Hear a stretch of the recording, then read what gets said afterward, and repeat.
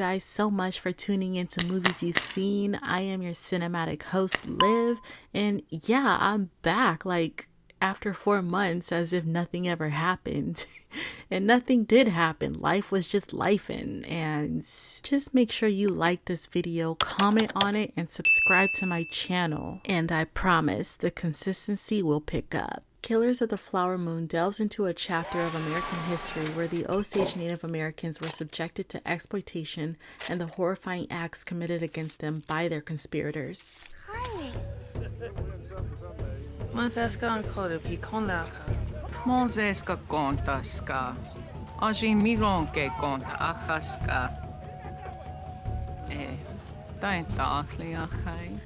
The center of the film surrounds the marriage of an Osage woman named Mollie Kyle and a white World War I veteran named Earnest Burkhart, who weds Mollie at the direction of his uncle to exploit her oil wealth. The Osage Nation struck oil in the early 20th century. Significant oil reserves were discovered on their land in Oklahoma, which led to the Osage becoming incredibly wealthy during this period.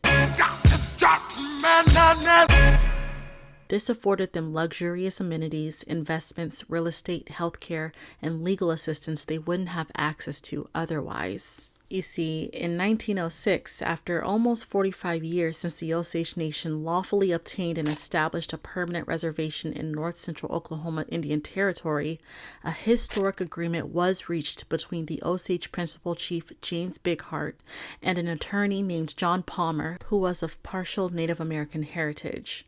This entire ordeal was negotiated with the U.S. government. The terms were that every full-blooded Osage was granted a piece of 657 total acres of land. This land allotment also included a head right in the tribe's communal mineral trust, bestowing upon its holder the right to receive a regular share of funds derived from the tribe's underground mineral estate.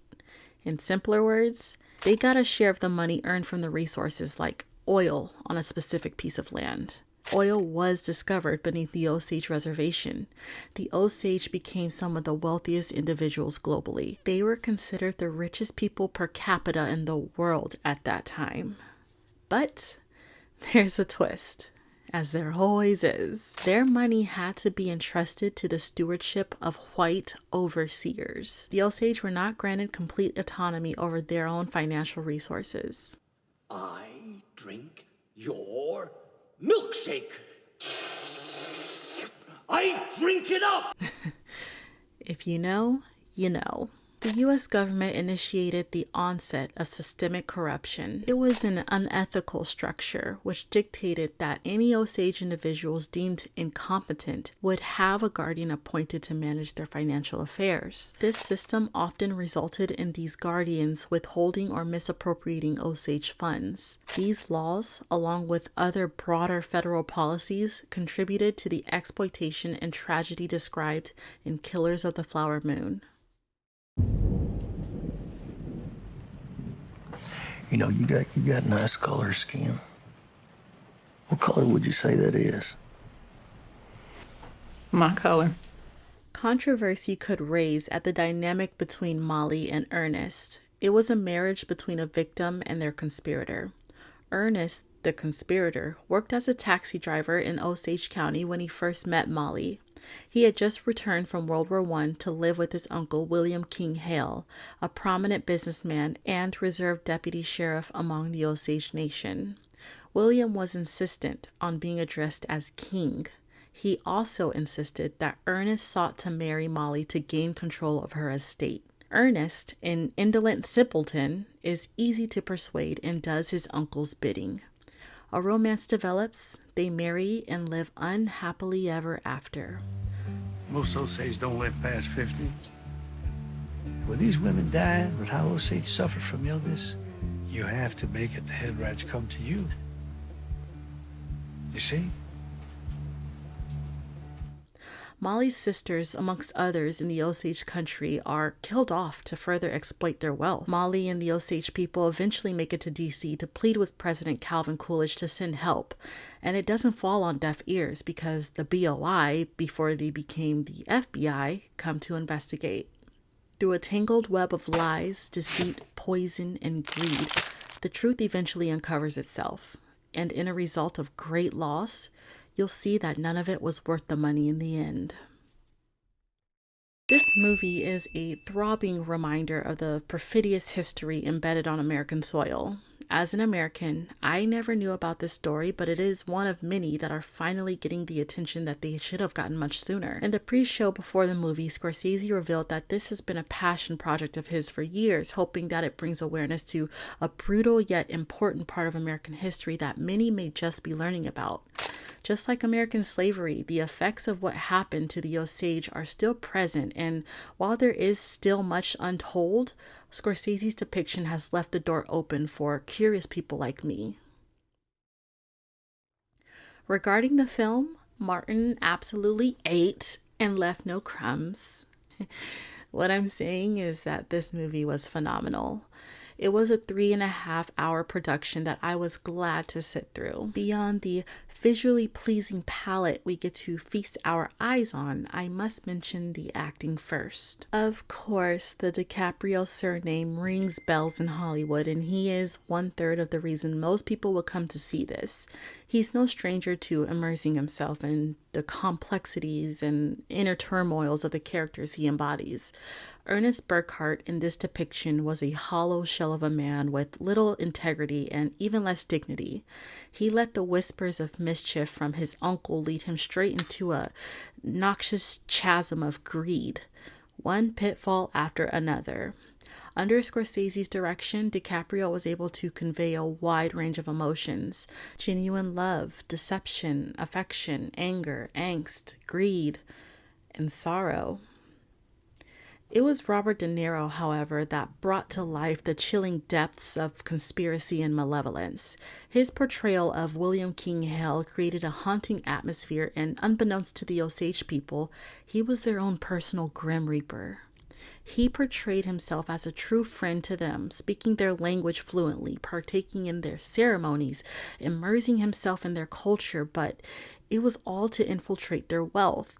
It was upsetting to witness the Osage people fall victim to the horrors that would come with ungodly amounts of money and the bad people that are out to take it. Hale was a parasite. The Osage were simply the host, and the money was the life source. Robert De Niro crafted a commanding persona that William would most likely have. He was bristling with tension and intolerant, yet extremely charming and seemingly harmless. I think De Niro's expressive mannerisms and facial movements always lend him a helping hand when he brings a character to life. Also, the way he phrases his sentences or emphasizes certain words, his tone can be very condescending, which is appreciated in a setting like this. Are you stupid or what? Did you hear what I said? Don't buy anything, don't get anything, nothing big. Did you hear what I said? What's the matter with you? What are you getting excited for? What am I getting excited about? Because you're gonna get us all pinched, that's why. What are you, stupid? If the wolf in sheep's clothing himself, William Hale, were alive and able to witness this story take form on the big screen, he'd be ashamed of himself, to say the least. I am very glad to see Robert De Niro getting back to the meaningful roles that we love him for. I mean, we love his lighthearted side, but outside of Meet the Parents, I don't want to see all that. As he and Martin Scorsese age, we are seeing some of the last films they will produce together. So I cherish this time in movie history, as I wasn't born to witness the beginning of their careers, but I will be here to see the grand finale.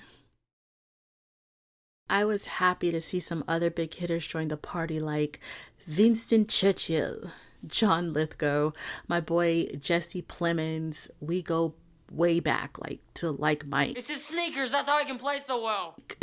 My favorite childhood star, Brendan Fraser, of course, and even Scorsese joined the party. I can't go on without mentioning, though, Lily Gladstone, who played Mollie Burkhart, was my favorite part of the entire film.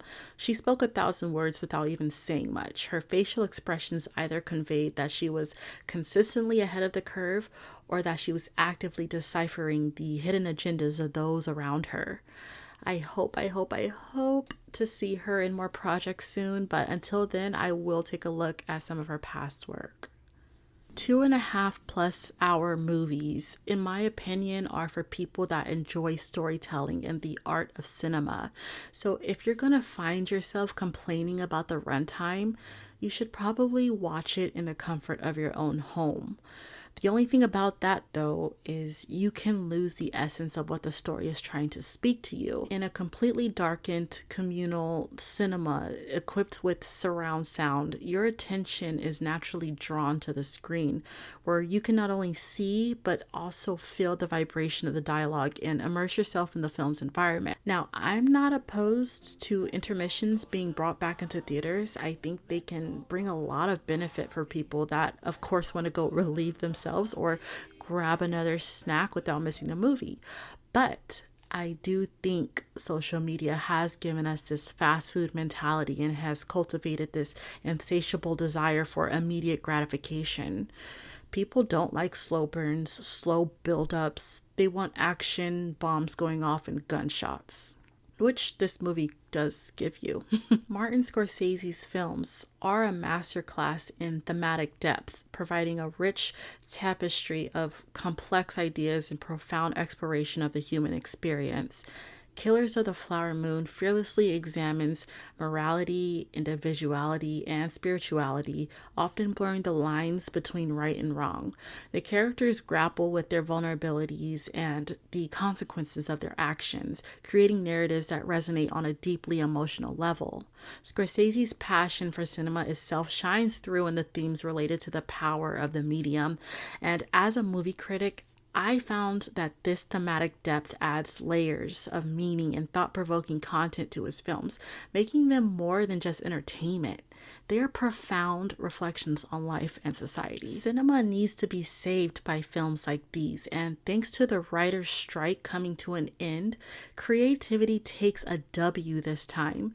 Our future cinema won't have to rely on AI-generated scripts and horrible remakes to keep it alive. So if you appreciate verbose, true-to-life, heart-wrenching, and emotionally charged narratives, this is a must-watch. And if you aren't usually into movies like these, maybe find some way to support it, because thought-provoking storytelling is what's going to keep originality like this in the theaters. Bravo, Scorsese.